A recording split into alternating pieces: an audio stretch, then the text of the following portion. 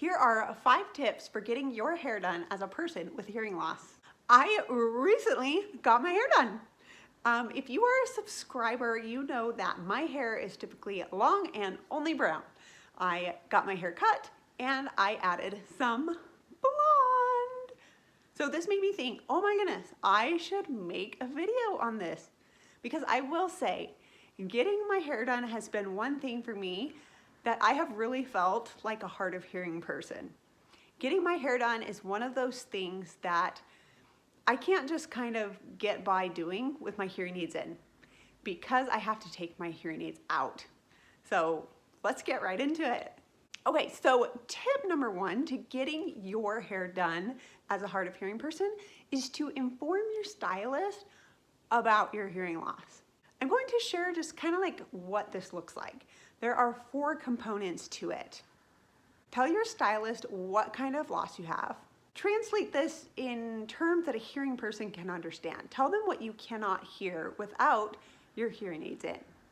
Number 3, tell them what they can expect. And number 4, let them know how to communicate with you. So I'm going to kind of show you what this looked like when I got my hair done as I talk through it.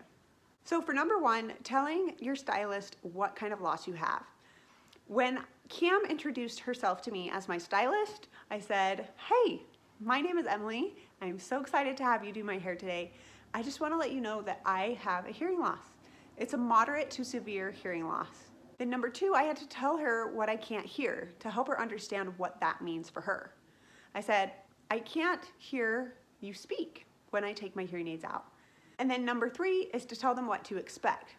So I can't hear without my hearing aids in, so you can expect that when my hair is getting wet, whether by the dye or by washing to cut it, I will need to take my hearing aids out. Because if my hearing aids get wet or moisture gets on them, it could ruin them. So to prevent that from happening, I take them out. And then you want to tell your stylist how to communicate with you. So I said, you know, if you've got stuff in my hair, or if I'm at the bowl getting my hair washed, if you need to talk with me, make sure you face me, talk to me in kind of a louder voice, and I will let you know what I hear. I'll communicate with you then. But if I cannot see your face, I cannot hear you.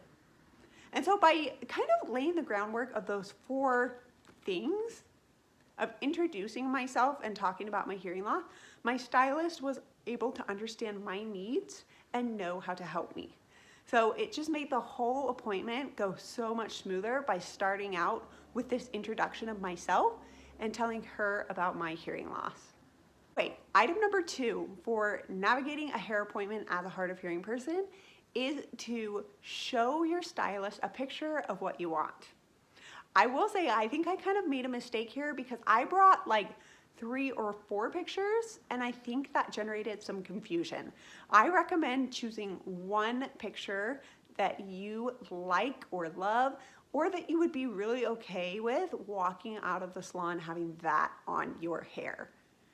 Definitely bring a picture, because if you say, this is what I want, that helps your stylist understand really what you're going for, and it prevents communication issues down the road when your hearing aids may be out.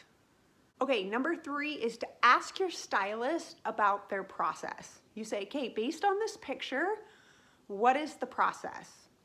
I showed my stylist the pictures and I said, okay, so do you think you're gonna do the cut first or the color first? And she said, okay, here's what we're gonna do.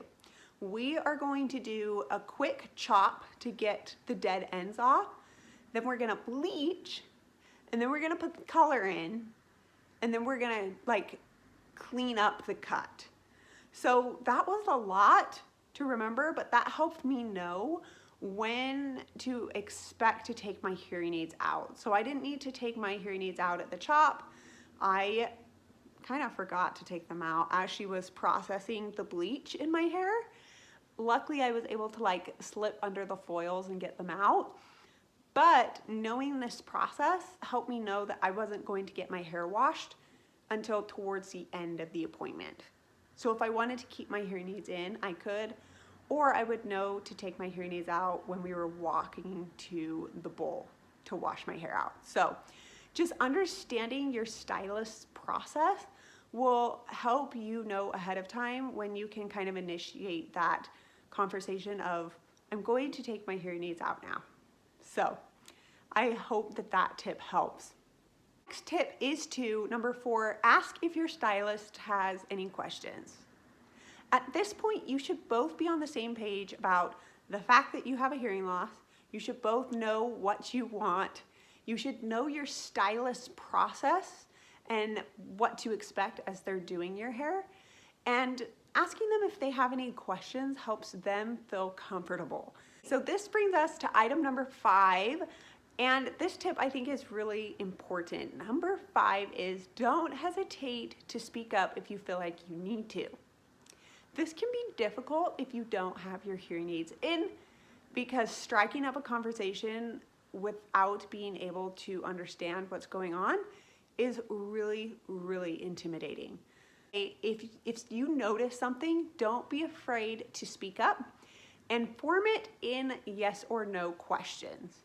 For example, when she did my lights and we came back from the bowl, so we had all the color in, she looked like she was gonna start blow drying, but she hadn't done the final cuts yet.